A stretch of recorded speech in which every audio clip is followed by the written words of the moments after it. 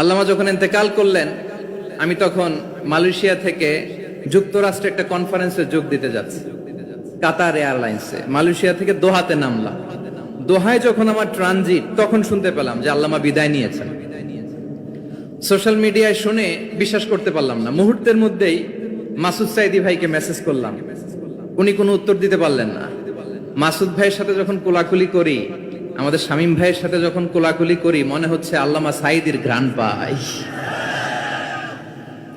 শরীরটা লিটারালি কাঁপছিল, নিজেকে মানাতে পারছিলাম না, বিশ্বাস করতে পারছিলাম না যে আসলে আল্লামা বিদায় নিয়েছেন। ইন দ্য মিন টাইম আমার সেকেন্ড ফ্লাইট দোহা টু নিউ ইয়র্ক, 12 ঘন্টার ফ্লাইটে উঠলাম। ইন্টারনেট থেকে বিচ্ছিন্ন হলাম। নামার পরে শুনলাম আল্লাহু আকবার, যেখানে ওনাকে কবরস্থ করার কথা ছিল সেখানেও কবর দিতে দেয়া হয় নাই। ছবিগুলো দেখতে লাগলাম, হাসিমাখা মুখ, হাসিমাখা নিথর দেহটা। মরণে হাসিবে তুমি, কাঁদিবে ভুবন। From east to west, from north to south, the entire globe, গোটা বিশ্ব ওনার জন্য কেঁদেছে। গোটা বিশ্ব কেঁদেছে, কাবার গিলাফ ধরে ধরে মানুষ চিৎকার করেছে। সম্মানিত সুধী, হযরতুল আল্লাম শহীদ মরহুম আল্লামা দেলওয়ার হোসেন সাঈদী রাহিমাহুল্লাহ, ওনার স্মৃতি বিজড়িত আজকের এই ঐতিহাসিক প্যারেড ময়দানের তাফসিরুল কোরআনের প্রোগ্রামে সব আছে। স্টেজ আছে, শ্রোতা আছে, প্যান্ডেল আছে, মিডিয়া কাভারেজ আছে, কিন্তু আমাদের কলিজার টুকটাটা আমাদের মাঝে নাই।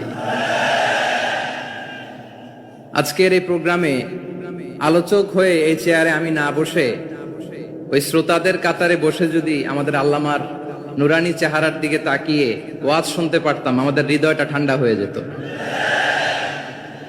আমাদের তৃষ্ণার্ত হৃদয় শান্ত হতো। সব আজকে আছে, কি যেন নাই, ঠিক কিনা বলেন?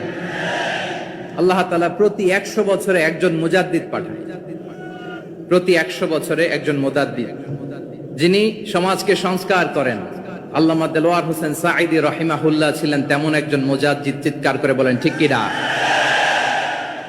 উনি শিরক বিদআতের আস্তানাকে তছনছ করে দিয়েছেন, তাওহীদের বাণীকে সমুন্নত করেছেন, গণমানুষের কাছে তাফসিরুল কোরআনকে জনপ্রিয় করেছেন।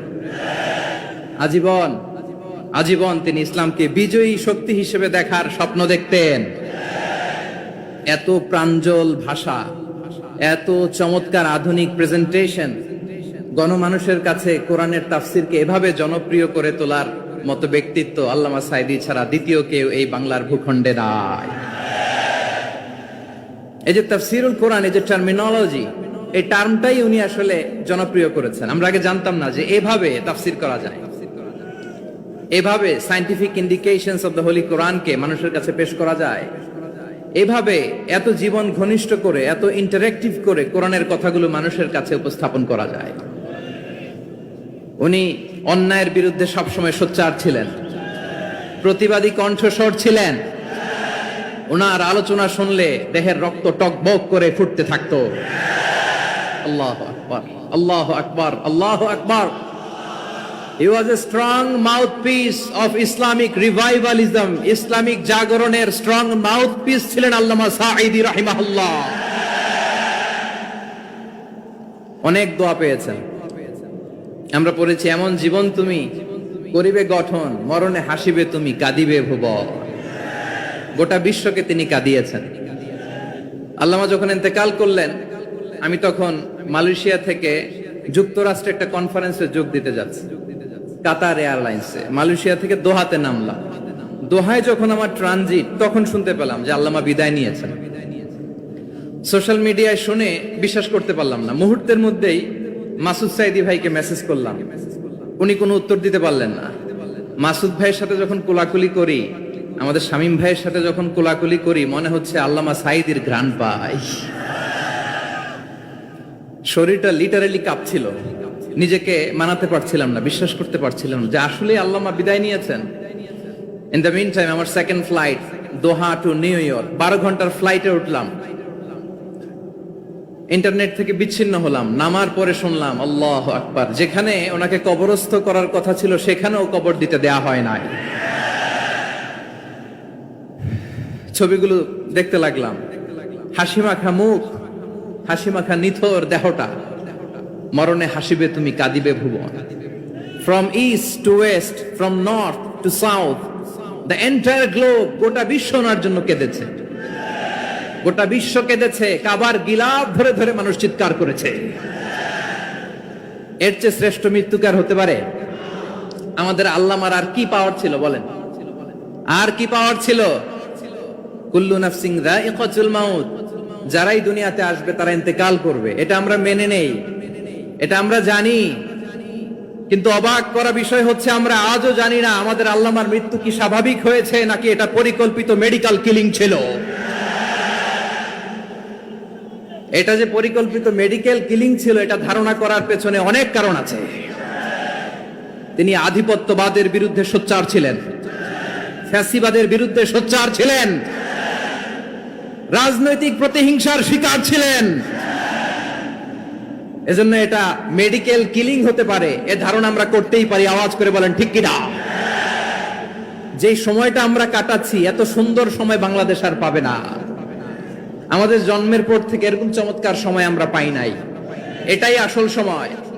আমরা ইন্টারিম গভর্নমেন্টের কাছে দাবি জানাই উচ্চতর তদন্ত কমিটি করে এটা কি হত্যাকাণ্ড ছিল নাকি স্বাভাবিক মৃত্যু ছিল, এই রিপোর্ট গণমানুষের কাছে প্রচার করে জানাতে হবে। এই দাবির সাথে কি সবাই আপনারা একমত? কারা কারা একমত হাত তুলে দেখান।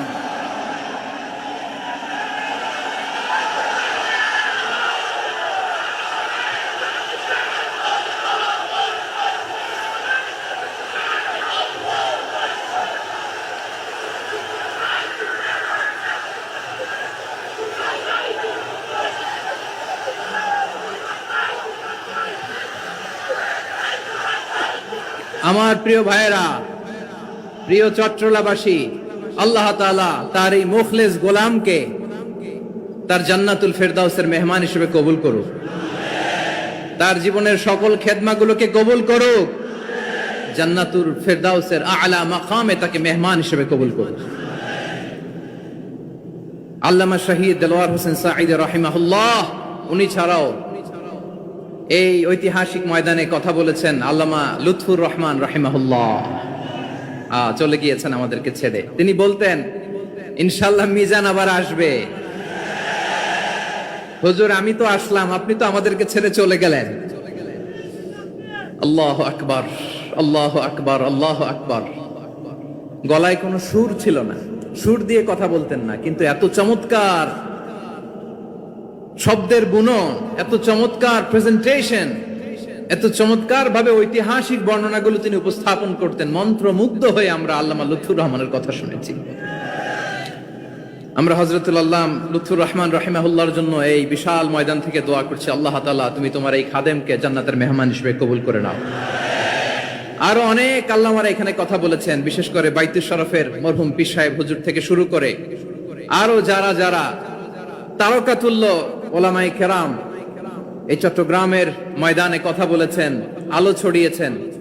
আমরা এই লক্ষ লক্ষ তাওহীদি জনতাকে নিয়ে তাদের জন্য দোয়া করছি, আল্লাহ তাআলা ওনাদের জীবনের সকল ভুল ত্রুটি ক্ষমা করে দিয়ে তাদেরকে জান্নাতুল ফেরদাউসের মেহমান বানিয়ে নিক। আমরা এই ঐতিহাসিক প্যারেড ময়দানের প্রোগ্রাম থেকে স্মরণ করতে চাই 24-এর ছাত্র নাগরিক অভ্যুত্থানে আমার যে সমস্ত ছাত্র নাগরিক ভাইয়েরা দেহের তাজা রক্ত বিলি দিয়ে নতুন বাংলাদেশ আমাদেরকে উপহার দিয়েছে। বিশেষ করে আপনাদের এই চট্টগ্রামের শহীদ ফাইসাল, শহীদ ওয়াসিম সহ সকল শহীদকে আল্লাহ তাআলা কবুল করুক। আমরা সবাই পড়ি আমিন। প্রিয় ভাইয়েরা, আমি নগণ্য একজন কোরআনের ছাত্র, এত বিশাল মঞ্চে এত বড় প্ল্যাটফর্মে কথা বলা আমার জন্য সাজে না। তারপরও আমাদের মুরব্বীরা আমাদের ডানে বায়ে বসে আছেন, ওনাদের আদেশ ক্রমে, ওনাদের অনুমতি ক্রমে কিছু কথা আজকের এই ঐতিহাসিক প্রোগ্রামে আপনাদের সামনে উপস্থাপন করার চেষ্টা করব। ওমা তাওফীকি ইল্লা বিল্লাহ। প্রিয় ভাইয়েরা, 5 দিন ব্যাপী এই তাফসীরুল কোরআনের প্রোগ্রামে অনেক ওলামা হযরত কথা বলেছেন। যারা কোরআন সুন্নাহ থেকে আমাদেরকে কোরআনের কথাগুলো শোনালেন, আমরা যেন সেগুলো আমল করতে পারি, আল্লাহ আমাদেরকে তৌফিক দান করুন। শুরুতে আমাদের নিয়তটাকে খালেস করে নেওয়া দরকার। এই যে গ্যাদারিং, এই যে হিউজ শোডাউন, এগুলো যদি আমাদের নিজেদেরকে পরিবর্তন না করে তাহলে এতে কোনো লাভ নাই। জোরে বলেন ঠিক কিনা? এই প্রোগ্রাম যদি আমাদের জীবনকে পরিবর্তন করে, আমাদের চিন্তার ডিএনএ কে চেঞ্জ করে দেয়, তাহলেই চট্টগ্রামের প্যারেড ময়দান সার্থক। আসুন আমরা চিন্তাকে খালেস করে নেই। আমরা সবাই নিয়ত করি যে যতটুকু কথা আমরা কোরআনের আলোকে শুনবো, আমলের নিয়তে শুনবো।